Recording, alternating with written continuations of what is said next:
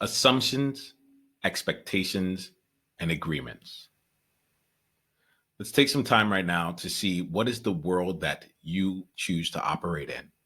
And out of those three different elements, which one will give you the most power and allow you to be the most expressed on a regular basis? So let's start with assumptions. You may not know this here, but I spent my first 6 years in my career working as a retirement actuarial consultant at a large consulting company. And because of that, one of the things that actuaries deal with is probability. And when we deal with probability, we also deal with the future. And so we make we make our calculations based on assumptions about how things are going to continue out in the future. So when I think about assumptions in the context of decision making, really, and how we choose to be with one another, there's this element of unspoken ways that we think that the world will continue, the ways that we think that people should be. Then we get into the world of expectations. Now, in the world of expectations,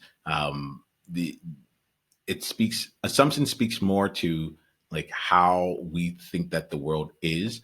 Expectations then gets into like a relationship with another person as to how we expect them to be or how we expect to be in that environment. With the idea being that I might assume that you are going to be on time. But if I expected it, in our relationship here, there's almost like a contract, an unspoken contract that has been made. The agreement actually takes you out of the world of the unspoken contract and actually allows you to get into spoken contracts. With an agreement, you're able to come together, either both or as many parties are involved, can come together and actually decide what they're looking for explicitly. There is this element of being able to bring it out into the world so that it can be shared and can be decided upon collectively. And out of the three, assumptions, expectations, and agreements, I'm consistently looking to spend time with my clients in a world of agreements where we're able to find the areas where we might have had different expectations of one another, or where we had just made assumptions as to how things would go, and instead bring that out to a clear and defined agreement. Now, this isn't needed for everything, but I have found that in a lot of different areas where there have been places where it feels like integrity might be out of line, or we might be in places where we're out of integrity. That's how I want to say it. A lot of that comes down to a breakdown in actually setting very clear agreements, and instead relying on our assumptions of how we think it should be, how we think the environment will be, and our expectations as to what it is we want it to be without it actually being communicated. So I'm going to invite this here as a space of just opening up those three different distinctions: assumptions, expectations, and agreements.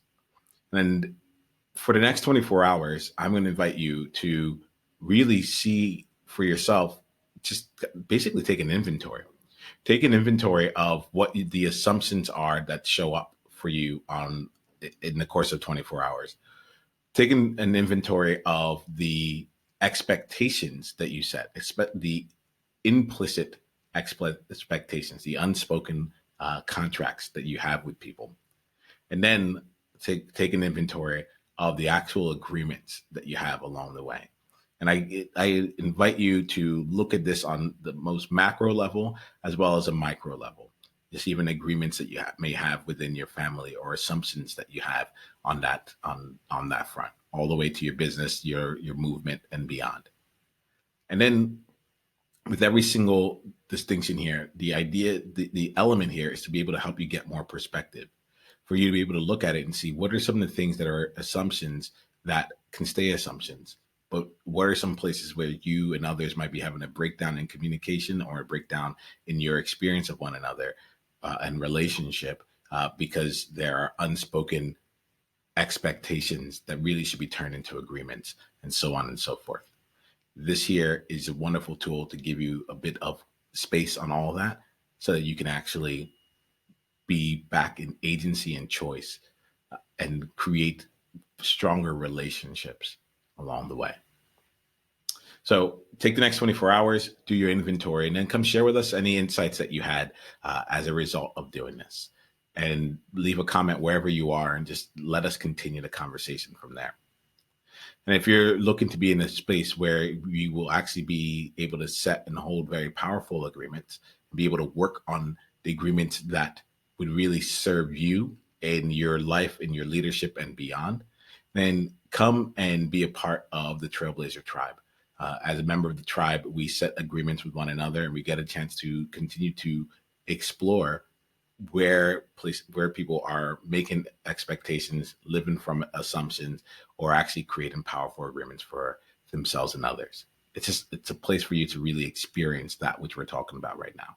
So if you're interested in that, just go to niiamah.com/tribe, and you'll get your invitation to an exclusive Trailblazer Tribe gathering, and we'll continue on from there.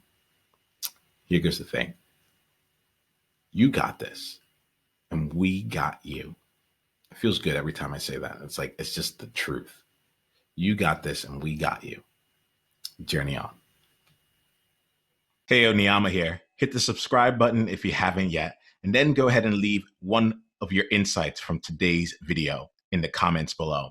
If you're looking to take this deeper, you can go and watch another video, or you can go to niiamah.com/tribe to get exclusive invitation to our tribe member only events. I'll see you soon.